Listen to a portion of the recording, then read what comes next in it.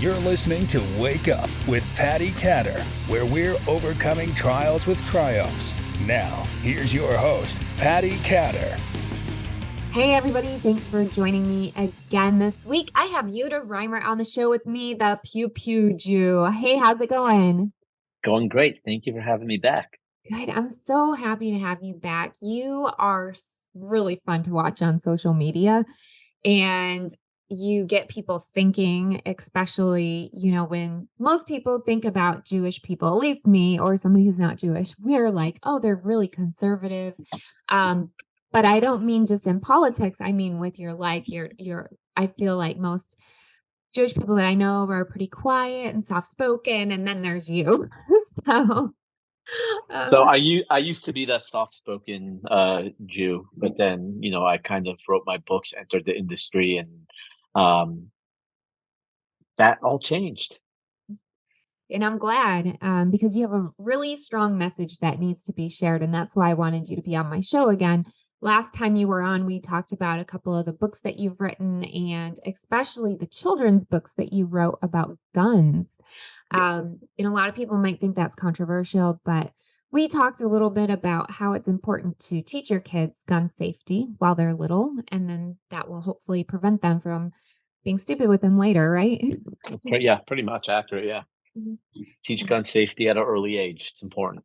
Mhm. So, do you have any kind of slogan or anything that you use, or just a lot of it? So I have two main slogans that I use to kind of push my message. One of them, which is I've been using longer, is never again means nothing if you're not willing to do something about it. And when I say willing to do something about it, I'm not talking about passing more anti-hate laws, because let's be honest, there's enough on the books and people are still perpetrating anti-Semitic crimes and hate crimes across the country. So it's not whether it's, I'm saying not even just anti-Semitic, just hate crimes in general.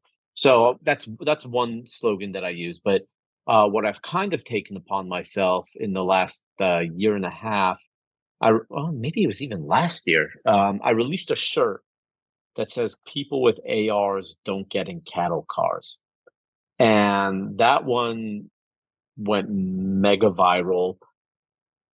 I had a lot of hate for that one because, like, "Oh, you're using money, you're using the Holocaust to make money." I'm like, "Well, yeah, I'm in it to make money, but my message is not just about Holocaust, it's about defending yourself against tyranny." And the left, the liberals, Democrats in the country are dying to take away our rifles, our AR-15s. But, people with ARs won't willingly get in cattle cars. And that one, like I said, struck a chord with a lot of people. It's since become probably one of my biggest selling items on my website. Mhm. I wonder if it struck a chord because some people might not realize that actually happened. It's funny when I talk to my youngest, she's 23 and she doesn't remember 9/11. And of course, she knows the history. She knows her history classes. She knows all about the Holocaust. We talk about all of the history lessons that are to be learned and things like that. But if you don't experience or you don't know somebody who experienced it, sometimes it's hard to remember. And who would ever think for a second that if the government came knocking at your door and said, "Hey, get in this truck. I'm going to take you to this refuge or I'm going to take you to this reservation." How many people would be like, "Oh, the government's watching out for us. Let's go." And then they don't know what happens once they get there. And one thing I had mentioned before the show is I'm reading this book. It's called The Escape Artist. I've read a lot of different Holocaust books. The Diary of Anne Frank was my very first one that I read. And I'm not technically Jewish myself. According to my DNA, I have like 1%. So, um, but still, I feel drawn to make sure we get the right message out, and it's an important one. So, you have a very interesting family history that I want you to share with my listeners today because this is personal experience that first off, firsthand. It's not mainstream media. If you just kind of want to jump into that, I would greatly appreciate it. Okay, so yeah, I know the stories. You have to remind me which one it was, because both my grandfathers have unbelievable stories, and I don't remember which one you saw Yeah, that so prompted you to message me. yeah, so I actually read one. It was about both of your grandparents. It was one had a picture of his number from a concentration camp, I believe. Okay. And then the other grandfather was one that was helping rescue Jewish people. Oh, he was rescued. Yes. Okay. So I can go into both. Um, it, we'll start, I guess, with I'll start with my mom's father. So he passed away about 8, 9 years ago, and he had the numbers B7397 tattooed on his arm.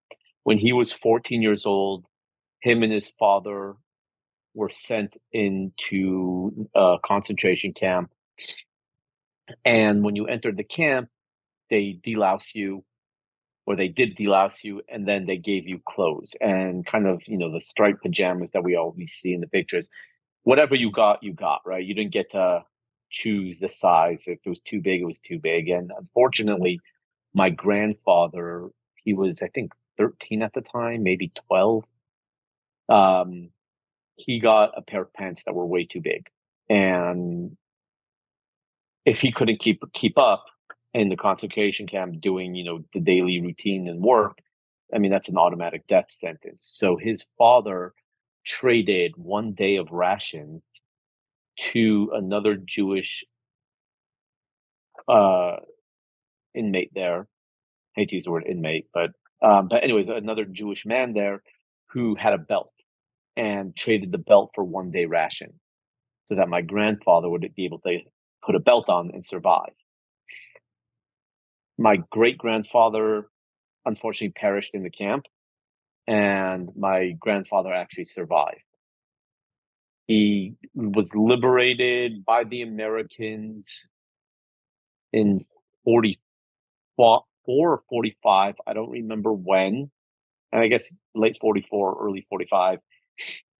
He was at that time about 15, maybe 16, made his way to America, joined the US Air Force as a thank you for the Americans liberating him, um, met my grandmother, and lived out the rest of his life. When he passed away, he had, 3 kids. How many like 7 or not 8, maybe 9 grandchildren, and about 10 great grandchildren. He got to see them all. So that's his story, kind of in a nutshell. My father's father, who I really had the privilege of knowing, because he only passed away like about 5 years ago, and I'm 39. So I really had him my entire life. His story is crazy because his story is a different story of survival. His father, so my great grandfather, dealt with livestock in a small town called Kolomay, which was on the Russian Ukrainian slash Carpathian mountain border area. And my great grandfather dealt with livestock, and there was this really poor farmer who lived on the outskirts of the city.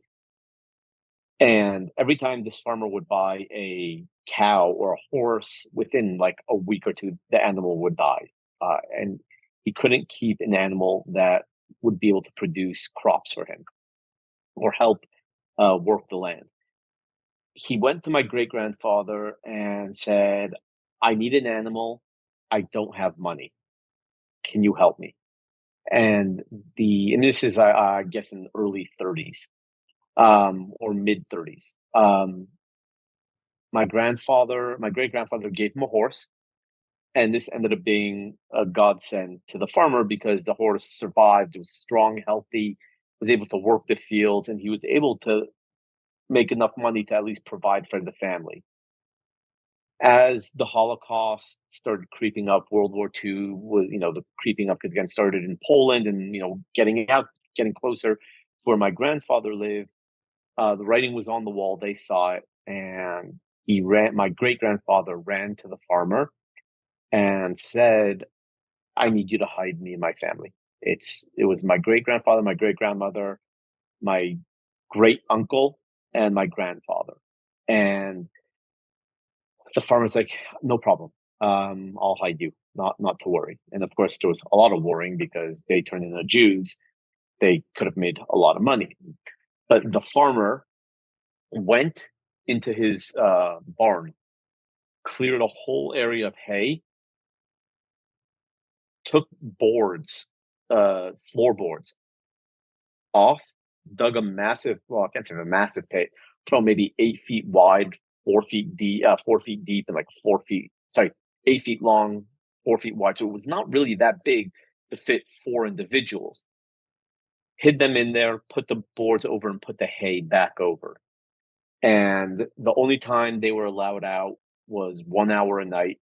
That's if there was no one around to stretch their legs. The farmer's son would bring them food once a day.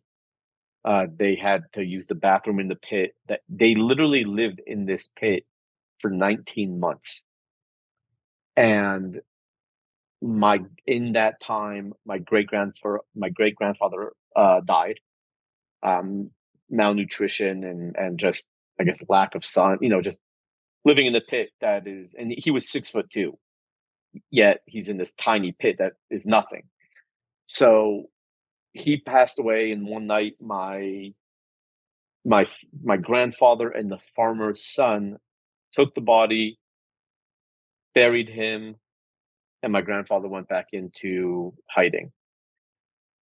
They were liberated by the Russians in 1944, I believe, and then went to a displaced persons camp, made it to America.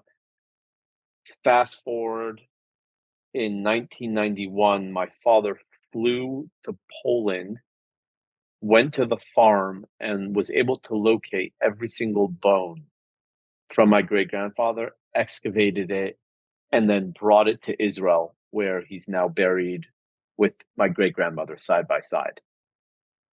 So it's a crazy story of survival. Again, a lot of people are like, well, then he wasn't really part of the Holocaust. I'm like, well, yeah, he wasn't in a concentration camp, but he also lived 19 months in the hole because of the Nazis. So I get it.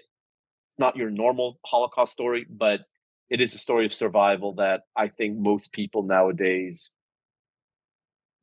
can't even comprehend. Right. I mean, people complain if they don't have power, electricity. I can't imagine, a family living in a hole for even a couple of days. Right, Um, I remember we had this hurricane here and people were complaining because the power was out 48 hours. I mean, right, food goes flying off the shelves when, something happens. Uh, right. Imagine, gosh, all that they went through. Now, I think that one of your most important messages is, the point that we were also talking before the show that technically this could happen again if rights are taken away, right? Is Yeah, I definitely think, I used to think that it couldn't happen again in America, but as I see our country spiraling down, I definitely think that there is room for it to happen. Now, I think there's enough good people in America that would prevent it from happening. They really don't care what color your skin is. They don't care what your religion is. They don't care about any of that. I think that there's enough good people that wouldn't allow it to happen.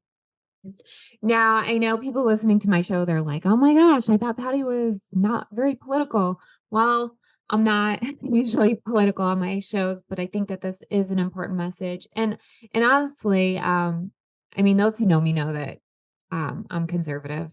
Um, I do know some Democrats who are kind of on the wall thinking, and Republicans too, to be honest, lately, because some Republicans are teetering on that wall of like not standing up for freedoms that we should have. It's in any political party, if you're not standing up for our freedoms and constitutional rights, then you're not for America. I'll just put that out there.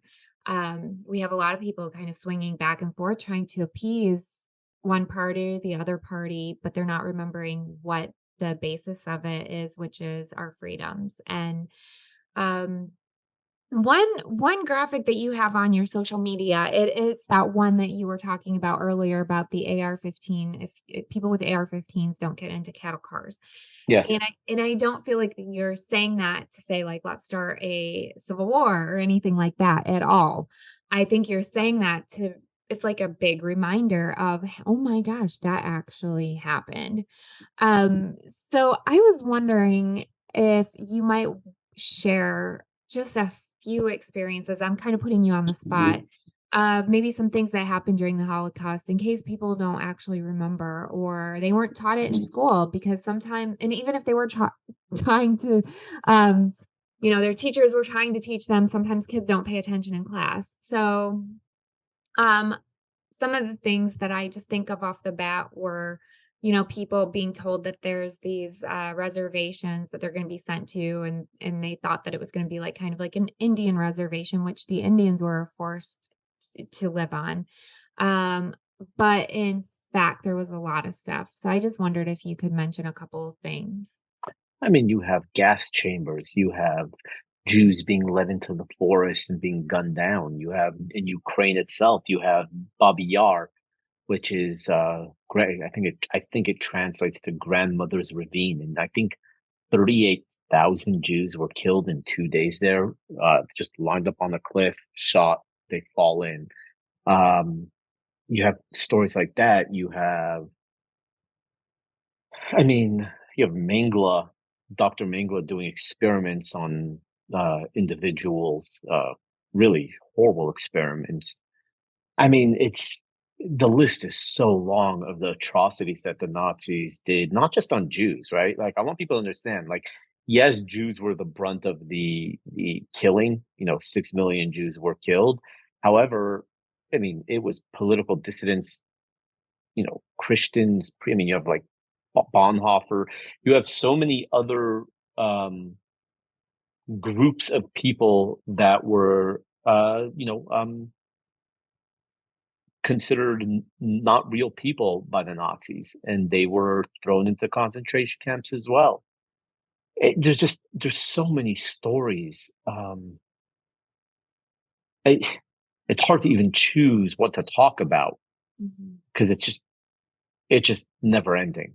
Yeah, one of the things that I was reading recently was a young man sharing his account of working. He was forced to work at the concentration camp. He was a Jew himself, but he was actually leading other Jewish folks into what they thought were going to be houses to go shower in, and they were going into these houses, and then the Nazis would gas chamber them. Basically, they would lock them into these houses, but these people were just going to these homes, going to these houses that they thought were going to, they were going to go stay in or live in or get cleaned up in or whatever. And then they were actually getting killed. They were being led to the slaughter.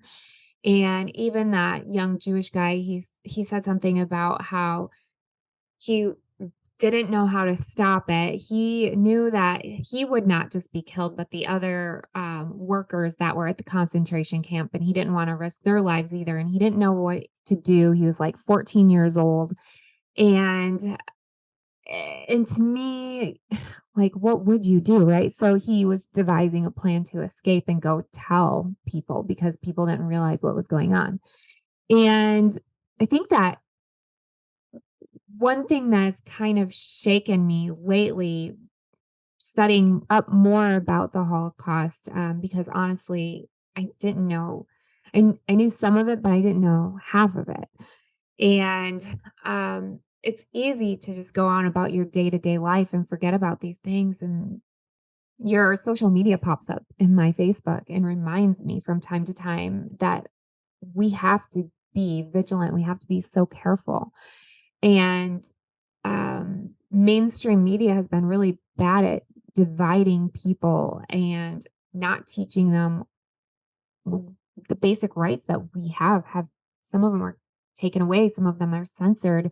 Have you gotten censored on social media for posting Oh about yeah. Yeah. Yeah, absolutely. I've been censored a lot, shadow banned a lot. Um, Social media does not like to hear about people enjoying freedom. And if that means you have to rehash the past and bring it up, then they don't like that. They feel that me posting a picture of my grandfather with his numbers tattooed on his arm, well, that's going to offend some people. I'm like, well, yeah, it might offend some people, but at the end of the day, it it's a lesson from history. Like you can't whitewash history. Um, I am of the belief, and I always get into trouble when I say this, but I know you and I are pretty good friends, and I say a lot of things that get me into trouble. But I really feel that Jews nowadays, two things, they need to move on from the Holocaust, and that's where I get in trouble, right? Move on. It happened 80 years ago. We all have stories. All of our grandparents went through it. It's time to move on. However, moving on doesn't mean forget and learn, right? We need to stop making ourselves out to be victims because let's be honest, I was not in the Holocaust. I grew up in a cushy house in California, Los Angeles. I was never in the Holocaust. I heard the stories. I lost over 60 relatives, but I wasn't there. So it's time to move on and stop using the Holocaust as a crutch that if someone says something or if someone does something, it's, God forbid, it's anti-Semitic. Like, it's not anti-Semitic. It's not anti-Semitic.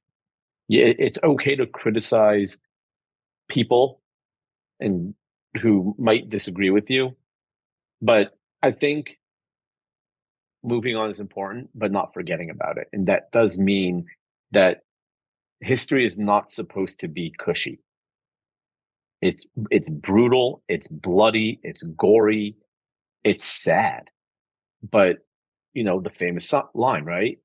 Those who don't study history are doomed to repeat it. And I will try my hardest to make sure that my kids don't have to hide in the attic any day while we're living in America. That's why I do what I do. You know, up until maybe 9/11, I remember being an American, not worrying at all about our freedoms because that time frame, I guess, from probably the time before I was born, so Vietnam, World War II, I didn't experience those things personally. I was raised in a really patriotic home, but still, there was that gap, right? That everything was perfect, everything was peachy, everything was wonderful. And then 9/11 happened. And then we go again, and America rebuilds itself. Remember all the people who came together for 9/11 too, by the way? It didn't matter any political stance, everybody came together and helped each other.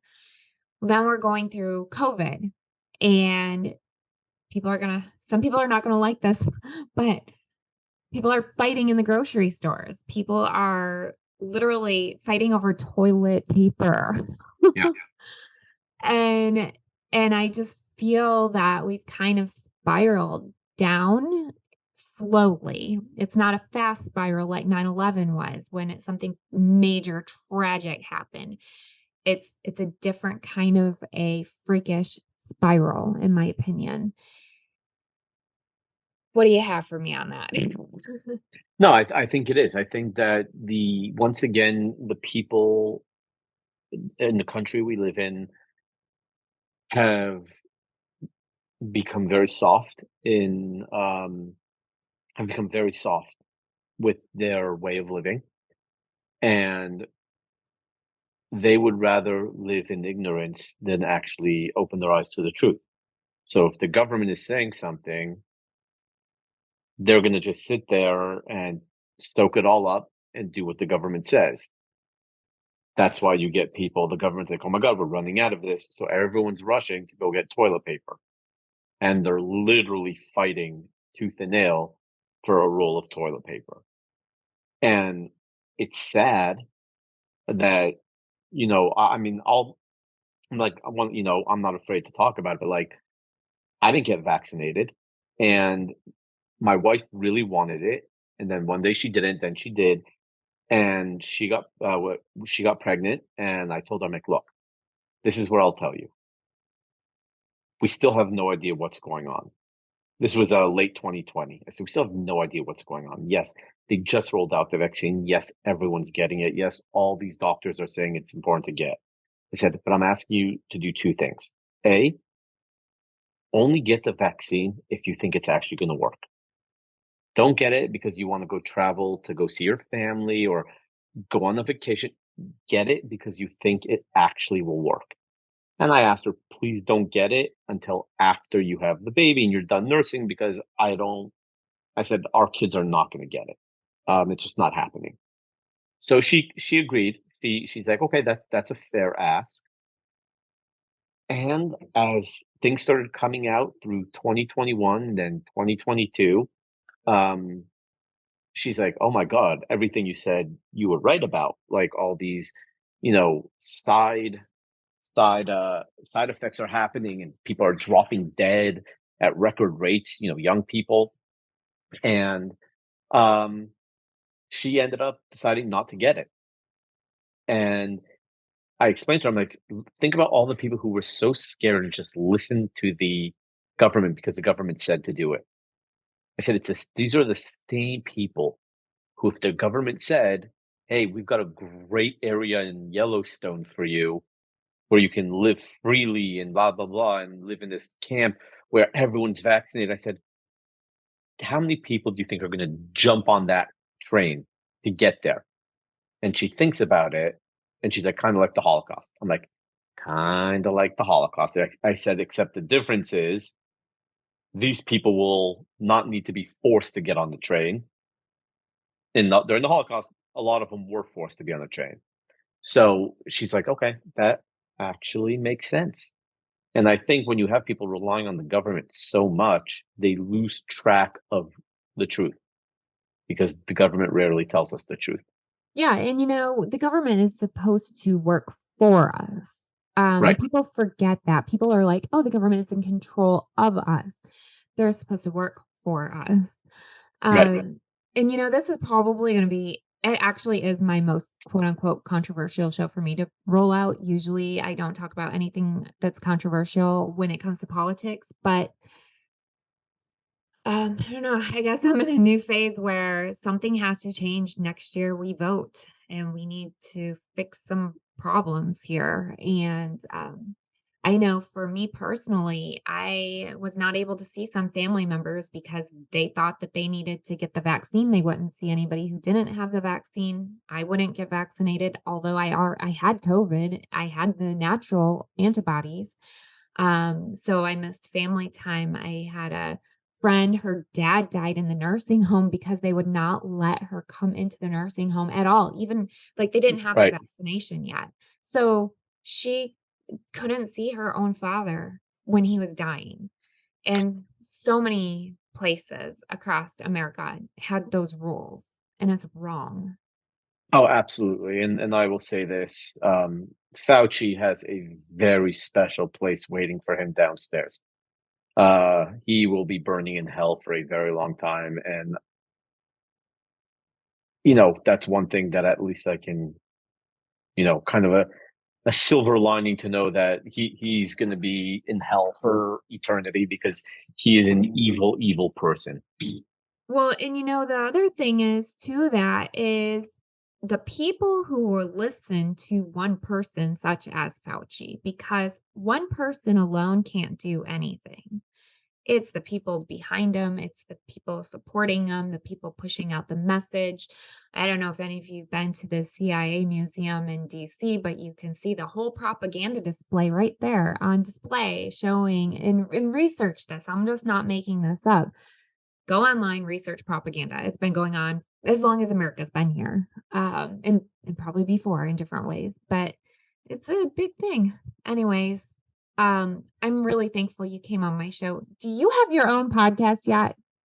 I don't. I keep trying. I keep thinking about it, but here's the thing. I deal with guns, right? So when you're dealing with guns, there are so many podcasts out there.